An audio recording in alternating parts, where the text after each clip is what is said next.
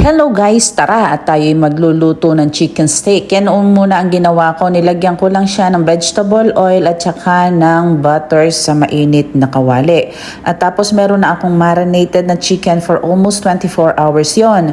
At after noon, nung mainit na yung ating butter at saka yung ating mantika, inilagay ko na yung marinated na chicken. Ang part ng chicken ay chicken thigh, boneless. Kasi masarap yung i-steak at saka madali lang maluto.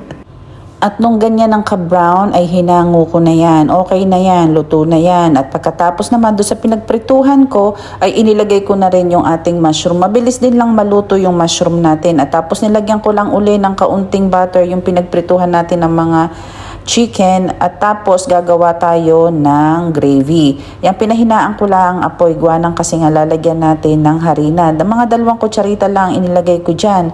At pagkatapos noong matunaw yung harina, nilagyan ko siya ng tubig. Pero ang paglalagay ko ng tubig ay paunti-unti lang kasi depende sa lapot na gusto natin. Yan.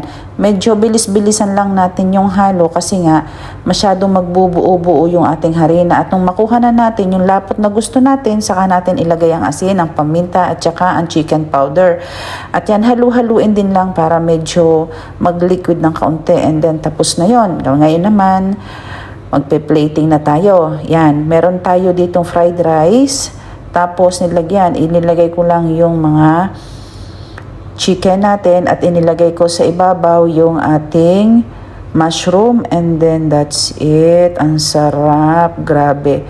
Kung itatry ninyo, hindi kayo magsisisi kasi ang sarap niya para din lang na yung gravy nating nakakain sa Jollibee.